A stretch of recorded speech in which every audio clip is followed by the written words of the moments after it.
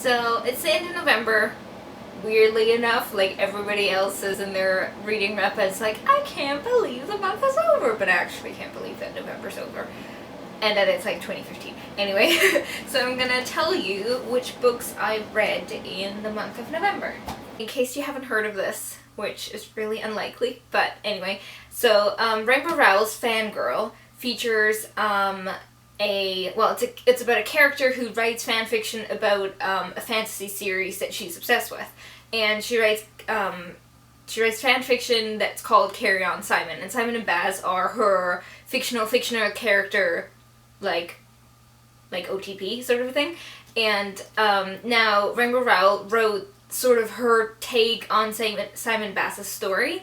It's not quite fan fiction, but it's like somewhere in between, but it's a standalone fantasy novel, and oh my god, like, I absolutely love this. I did not want the book to end. I did not want, like, the story to come to a finish, and I didn't even care if it had a happy ending or not. I was so obsessed with this book, and afterwards I kind of felt like whatever I read after this book is gonna suck. And it's not because the book is gonna suck, but because everything compared to this is gonna be less fun. It was so much fun. It was written in like a contemporary writing style sort of thing, like really just like easygoing, but it's a fantasy book. So that was actually the coolest thing for me, that it was written like Rainbow Rowell's contemporary novels, but it was fantasy. But like, I don't know, it was just so different, and I just absolutely loved it. And it's so gay. So gay, I love it. Then next I read 2 more of Ellie Smith's books, because, I don't know, I read Girl Meets Boy and I really, really liked her writing and everything, so I just wanted to check out more of her books. And they were both from the library, so I can't, like, actually show them, but the covers look like this.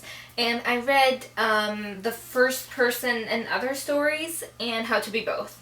The first one is a compilation of her short stories. It's like 10 or so short stories that I always just read on the bus, because it's really nice to just not have a big book with you and not have to actually get into the story again, but instead just read short stories on the bus. So I really, really enjoyed that. There were a few that stood out to me, and I read them and my mind was blown. And some of them didn't speak to me as much, but that's normal with every compilation of, like, everything.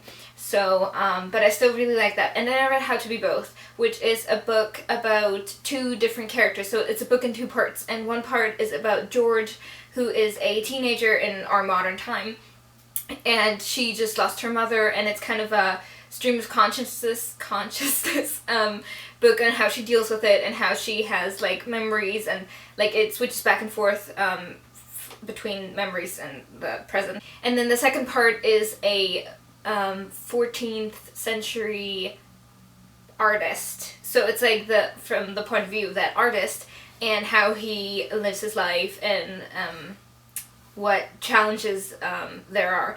And he's, I don't want to spoil it. Okay, he's special, let's put it like that. And the 2 parts are connected in, like, the most beautiful way. It's not super obvious, but it's not obvious, obviously. Duh, that was a lot of obviouses. But anyway, and it's, I first wanted to read the artist part, because that's the one that was in my book first. Ellie Smith made it so that half of the versions of the books have the artist part first, and then George's part second, and then the other half of the books have it the other way around. So it doesn't really matter which part you read first, but I couldn't really get into the artist part at first, so I skipped ahead to George's part, fell in love with the book, and then went back to the artist part, and that just kind of made the book, like, such a great reading experience, because it's really odd and a really, like, experimental sort of writing style, but it's brilliant. And then when you read reviews and you kind of get the whole beauty and the whole interconnectedness of everything, it's amazing. So it took me a while to get into it, but then I was so glad that I read it, because it's so genius. Like, this book is genius. I also read 2 more of Andrea Gibson's poetry books, which is Pole Dancing to Gospel Hymns.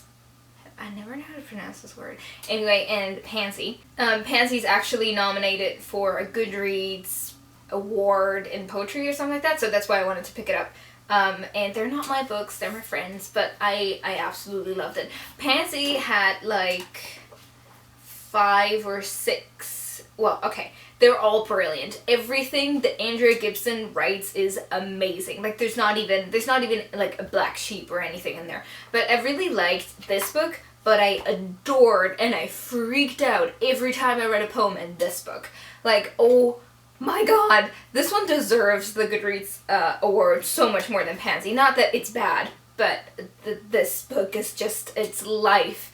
I am gonna go back and forth and read more of her, like, reread her poems, probably for the rest of my life, because it's just amazing. It's so much, like, social justice, gender identity, passion of changing the world, of showing that our world kind of sucks the way it is right now, but then there's also hope, there's love poems. It's amazing. Like, oh my god, I want to be Andrea Gibson when I grow up. And then also she edited a poem collection that is called We Will Be Shelter, Poems for Survival. And it's not, like, there's one of her poems in here, and then the rest are by up-and-coming poets, or just random people, really, or everyone who's kind of committed to a cause. So what I love about this book is that it is, so you have the text or the poem or whatever of the person, and then the author of this, whatever they wrote, connected the poem to a fund, an organization, a charity, or something that promotes social justice or whatever they think is wrong in the world, and then they find a cause that is, like, helping against it. And then they connect their poetry to an actual action that you can take to change the world, pretty much.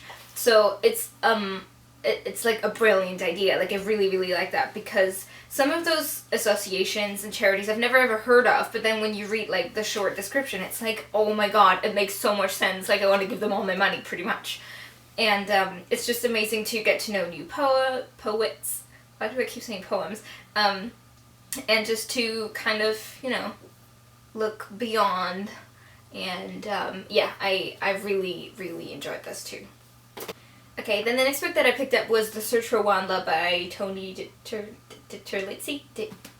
Dang it. Okay, I've mispronounced his name way too many times. It's this book. It is a middle grade adventure story that Peru's Project, Reagan, never ever shuts up about. So I picked it up and I gave it a try, and it was so cute. Like, it wasn't, so okay, it was middle grade, but it didn't make it any less amazing. It was really suspenseful. It had illustrations in it that were just beautiful. It has lots of, just, like, the imagination is just, like, beyond me. It's really, really fun to read, and I can't wait to pick up the second and third book. And then the last book that I read in November, I just finished yesterday, and it might not even be the last book, because we still have, like, a week of November left anyway. Okay, so I think that this is the last book that I'm going to finish in November, and it is Daughter of Smoke and Bone by Laini Taylor. And I've heard so many good things about it, and my friend Kira actually bought it for me because she just loved it so much that she wanted me to read it really bad. And so it follows the character of Karu, who is an art student in Prague, and she's also sort of, like, part of her life is in the normal world in Prague, and she's just studying art. So the second part of Karu's life is that she is the foster daughter of a sorcerer who's sort of like a demon, whatever, and she always has to, like, run errands for him and pick up teeth of animals and humans and whatever and bring them to him, and she has no idea what he does with the teeth. And actually there are a lot of secrets that she has no idea about, and then you kind of just get to know the answers in, like, the course of the book. I don't know. It's really original, cool story for me, even though it's, like, angels and demons or whatever, but I thought it was, like, really, really interesting. It was a little bit hard for me to get into because, it says you wouldn't want to put it down in the blurb, and it was too easy for me to put it down in the first, like, 150 pages, and when I passed that mark, I, like, literally couldn't put it down. So the last, like, 250 pages I read in one go last night because I needed to, because it just got so amazing. The first little bit had too many rhetorical questions in it for me. Like, it was too many secrets, and then like, she said that there's too many secrets on every single page. like in my mind it was like that. And so that was kind of annoying to me, but then when I kind of got past that and the story progressed, I just like couldn't fathom it. It was so beautiful. The writing style is really unique, and there's just sometimes sentences in it are like I have to read them like 10 times to just take in the full beauty of it. Like it's really beautiful, and then like I said, the second half is super suspenseful, super exciting and emotional, and now I just want to read the second and third book really bad. But there's like a little bit of an inner conflict because I don't want to buy the I want to buy the same edition so I can have them on my shelf, but I want to read them right now, and I'm going to go to Germany in 2 weeks, and I'm probably going to put them on my Kindle so I can read them on the flight and whatever. And I don't know, life is hard. Alright, but those were all the books that I read in November. Actually, I might finish Illuminae in November. I have no idea. I haven't started it yet, but we still have like a week of November left, so I might finish this one too. I'm so excited about it because everybody's been raving about it, and it's just beautiful. It's so cool with like the dust jacket and files and black pages and like what's not to love, right? I absolutely love it, and I don't know. I might actually just rush through it in a week, so we'll see. Anyway, that might be the last book that I actually read in November, but I can't tell you about it yet. So those were all the books that I've read. I'd like to know not how many, it doesn't matter, what books you read in November, and if you like any of the books that I've read. I'm like pushing the pile here, but I think you can't even see it. Anyway, doesn't matter, and I will see you really soon. Bye!